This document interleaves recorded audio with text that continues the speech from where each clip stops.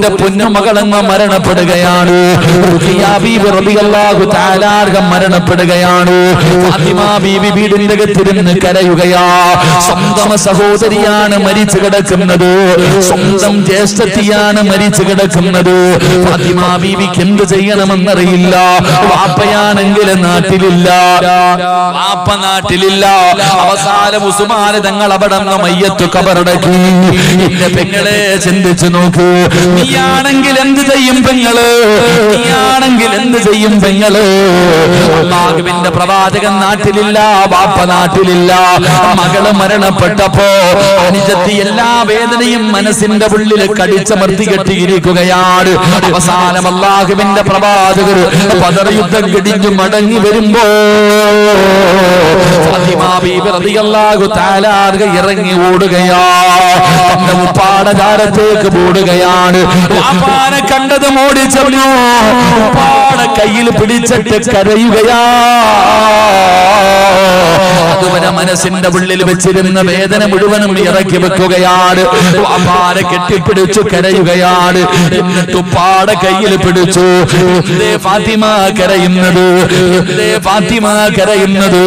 പടച്ചവനെ, ഫാത്തിമ എന്ന് പറയുന്ന പൊന്നാര മകളുണ്ടല്ലോ, വാപ്പാടെ കയ്യിലും പിടിച്ച് നടന്നു പോവുകയാ. വാപ്പാടെ കയ്യിൽ പിടിച്ച് നടന്നു പോവുകയാ. എവിടേക്കെന്നറിയോ? പൊന്നാര മകളുടെ കബറിന്റെ ചാരത്താ. ഉപ്പാന്റെ കയ്യിൽ പിടിച്ചു കൊണ്ടുപോയിട്ട് സ്വന്തം മകളുടെ കബറിന്റെ ചാരത്ത് കൊണ്ടുപോയി നിർത്തുകയാണ്. പോയുപ്പാ, റുഖിയ പോയുപ്പാ. ഫാത്തിമ എന്ന് പറയുന്ന പൊന്നാര മകളുണ്ടല്ലോ, പാപ്പാനെ സ്വന്തം മകളുടെ കബറിന്റെ ചാരത്ത് കൊണ്ടുപോയി നിർത്തുകയാണ്. പ്രവാചകന്റെ കണ്ണ് നിറയുമ്പോ സമാധാനിപ്പിച്ചതാരാ? ഫാത്തിമ എന്ന് പറയുന്ന പൊന്നാര മകളാ.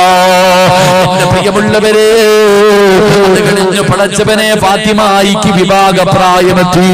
അല്ലാഹുവിന്റെ പ്രവാചകൻ സല്ലല്ലാഹു അലൈഹി വസല്ലമ തങ്ങൾ ഫാത്തിമ ബീവിയെ വിളിച്ചിട്ട് പറഞ്ഞു, ഫാത്തിമ, നിന്റെ ഉപ്പയും ഉമ്മയും ഞാനാണ്, നിന്റെ ഉപ്പയും ഉമ്മയും ഞാനാണ്. നിനക്ക് വിവാഹപ്രായമെത്തി.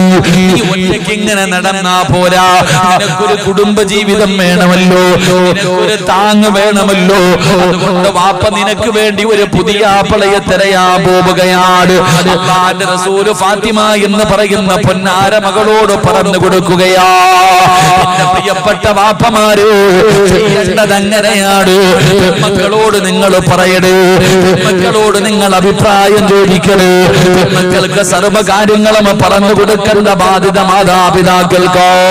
അല്ലാഹുവിന്റെ പ്രവാചകൻ അവിടെ ഫാത്തിമയ്ക്കൊരു പുതിയ ആപ്പളയെ തിരയാൻ തുടങ്ങി. മദീനത്ത് ഏറ്റവും വലിയ കോടീശ്വരന്മാരുണ്ടല്ലോ, അല്ലാഹുവിന്റെ റസൂലിന്റെ വീടിന്റെ മുന്നിലേക്ക് പെണ്ണ് ചോദിച്ചു വരികയാണ്. ഒരുപാട് സ്വഹാബത്ത് വന്നു, ഒരുപാട് സ്വഹാബത്ത് വന്നു, ഒരുപാട് വലിയ വലിയ കോടീശ്വരന്മാര് വന്നു. അല്ലാഹുവിന്റെ റസൂൽ അനുവാദം കൊടുത്തില്ല. ആരെയാണ് തിരഞ്ഞെടുത്തതെന്നറിയുമോ? അല്ലാഹുവിന്റെ പ്രവാചകന്റെ മുന്നിലേക്ക് മുഖറബുൽ അംലാഖ് മലക്ക് ജിബ്രീൽ എന്ന് പറയുന്ന മലക്ക് ഇറങ്ങി വരികയാണ്. യാ റസൂലല്ലാഹ്, ഫാത്തിമയ്ക്കൊരു പുതിയ ആപ്പളയുണ്ട് നബിയേ. ഫാത്തിമയുടെ പുതിയ ആപ്പള ആരെന്നറിയോ? മഹാനായ സയ്യിദുനാ അലി ഇബ്നു അബീ ത്വാലിബ് റളിയല്ലാഹു തആല അൻഹു. അലിയാര് തങ്ങൾക്ക് കെട്ടിച്ചു കൊടുക്കാറ് ആരാ പറഞ്ഞത്? അല്ലാഹുവാണ് പറഞ്ഞത്. ഫാത്തിമയുടെ ഭർത്താവ് ആരാണെന്ന് അള്ളയാ പറഞ്ഞു വിട്ടത്. ജിബ്രീൽ എന്ന് പറയുന്ന മലക്ക് വന്ന് പറഞ്ഞു കൊടുക്കുകയാ, ആരാ അലിയാര് തങ്ങളാരാ? എടാ ചെറുപ്പക്കാരാ, അലിയാര് തങ്ങളുടെ ജോലി എന്തെന്നറിയോ? പുല്ല് പറിച്ചിട്ട് അതാ പുല്ല് ചെത്തിയിട്ട് ഉണക്കുകയാണ്, പുല്ല് ചെത്തിയിട്ട് ഉണക്കുകയാണ്. ഉണക്കിയിട്ട് ഒട്ടകവും കുതിരയുമുള്ള വീട്ടിൽ കൊണ്ടുപോയി വിൽക്കുന്ന ജോലിയാ. പാവപ്പെട്ടവനാ അലിയാര് തങ്ങള്, പാവപ്പെട്ടവനാ അലിയാര് തങ്ങള്. അല്ലാഹുവിന്റെ പ്രവാചകന്റെ കൂടെ 10ാമത്തെ വയസ്സിൽ കൂടിയതാ അലിയാര് തങ്ങള്.